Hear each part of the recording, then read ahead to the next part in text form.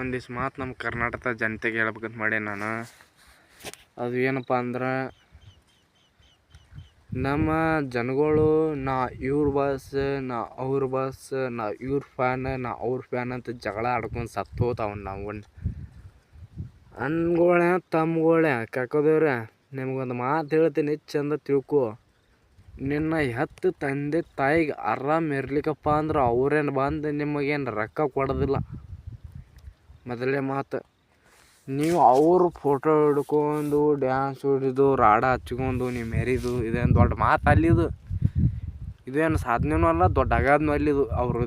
ಅವ್ರ ಹೆಸರು ತೊಗೊಂಡು ಅಡ್ಡಾಡೋದು, ಅವ್ರ ಜೆಂಡ ಒರೆಸೋದು, ಅವ್ರ ಹಾಡ ಹಚ್ಚಿ ಡ್ಯಾನ್ಸ್ ಹೊಡಿದು DJ ಹಚ್ಚೋದು, ಇದೇನು ದೊಡ್ಡ ಅಗಾಧ ಅಲ್ಲ ಬೈ. ಇದೇನು ಯಾರೂ ಮಾಡ್ಯಾರಂಥ ಕೆಲಸನೇ ಅಲ್ಲಿದು. ಇದು ಸಾಧ್ಯ ಆಗ್ಲಾರಂಥ ಕೆಲಸ ಏನು ಅಲ್ಲಿದು. ಎಲ್ಲರೂ ಮಾಡ್ಬೋದು. ಎಲ್ಲ ಒಟ್ಟು ಬಿಟ್ಟು ನಿಂತ್ರೆ ನೀವೇನು ಮಾಡ್ತೀರಿ, ನಿಮ್ಮ ಅಪ್ಪನಂಗೆ ಮಾಡ್ಬೋದು. ಆದರೆ ಮಾಡ್ಬೋದು, ಅದೇನು ಪ್ರಶ್ನೆ ಇಲ್ಲ. ಈಗ ನೀ ಅವ್ರ ಫ್ಯಾನ್ ಅಂತ ಇದರಾಗಿ ನೀವು ಜಗಳ ಆಡ್ತಿರಲ್ಲ, ಇದು ಚಲೋ ಏನ ನಿಮಗೆ?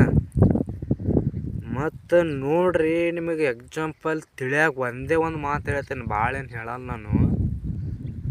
ಮತ್ತು ನಿಮ್ಮ ಹೆತ್ತ ತಂದೆ ತಾಯಿಗೆ ಆರಾಮ್ ಇರ್ಲಿಕ್ಕಪ್ಪ ಅಂದ್ರೆ ಅವ್ರೇನು ಬಂದು ನಿಮಗೇನು ರೊಕ್ಕ ಕೊಡ್ತಾರ? ಏನು ಕೊಡ್ತಾರೆ ಬೈ? ಕೊಡ್ತಾರೇನೋ ಕುಂತು ವಿಚಾರ ಮಾಡು. ನಿಮ್ಮ ಅಪ್ಪ ನಿನಗೆ ರಗಡ ಮಂದಿ ಹುಡುಗಿಯರು ಇರ್ಬೋದು, ಲವರ್ಸ್ ಇರ್ಬೋದು. ಆದ್ರೆ ನಿನ್ನ ಮನಸ್ಸಲ್ಲಿ ಅಕ್ಕಿಂತ ಹೆಚ್ಚು ನಿನ್ನ ತಂದೆ ತಾಯಿಗಂತರೂ ಪ್ರೀತಿ ಇದ್ದೇ ಇರುತ್ತೆ.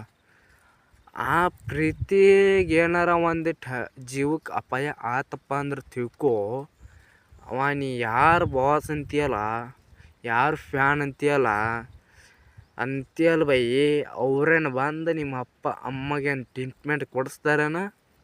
ಕೊಡಿಸಲ್ಲ. ಅದಕ್ಕೆ ತಂದೆ ತಾಯಿ ಫ್ಯಾನ್ ಆಗಿರಿ, ಮಂದಿ ಫ್ಯಾನ್ ಆಗಬೇಡ್ರಿ. ನಿಮಗೆ ಹುಡ್ಸಿದ್ದು ನಿಮ್ಮ ತಂದೆ ತಾಯಿ, ಮಂದಿ ಹುಡ್ಸಿಲ್ಲ ನಿಮಗೆ. ಅವ್ರಿವ್ರ ಬಾಸ್ ಆಗ್ಯಾಕಂತ ನಿಮ್ಮ ಅಪ್ಪ ನಿಮಗೆ ಹುಡ್ಸಿಲ್ಲ. ಏನೋ ಮಕ್ಕಳಿದ್ರೆ ಚಂದ ಕುಟುಂಬ ಬೆಳಿತೈತಿ, ನಮ್ಮ ಮುಪ್ಪಿನ ಕಾಲಕ್ಕೆ ನಮ್ಮ ಮಕ್ಕಳು ನೋಡ್ಕೋತಾರ ಅನ್ನೋ ಒಂದು ಭರವಸೆ ಇಟ್ಟಿರ್ತಾರೆ. ಅದ್ರೊಳಗೆ ತುತ್ತು ಕೊಟ್ಟೋಳು ಬಂದಾಗ ತುತ್ತು ಕೊಟ್ಟೋಳು ಮರಿಬೇಡ ಅಂತಾರಲ್ಲ, ಹಂಗಾಗತ್ತೆ ನಿಮ್ಮ ಜೀವನ. ಇವ್ರದ್ದು 70-80 ವರ್ಷ ಚಂದ ತಂದೆ ತಾಯಿ ನೋಡ್ಕೊಂಡು ಇದ್ರೆ ಚಲೋ ಅಪ್ಪ. ಒಂದಿನ ಒಂದಿನ ನಾವು ಸಾಯ್ದೈತಿ, 100 ವರ್ಷ ಬದುಕಿದ್ರೆ ಭಾಳ.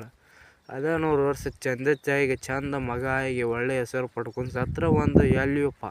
ಅದಟ್ಟು ಬಿಟ್ಟು ಹುಡುಗಿ ಚಿಂತೆ ಬಿದ್ದು ಜೀವನ ಹಾಳು ಮಾಡ್ಕೊಂಡು ಅವ್ರಿವ್ರ ಫ್ಯಾನ್ ಅಂತ ಹೊಡೆದಾಡಿದ್ರೆ ಏನಿಲ್ಲ ಬೈ. ನಿಮ್ಮ ತಂದೆ ತಾಯಿ ನಿಜವಾದ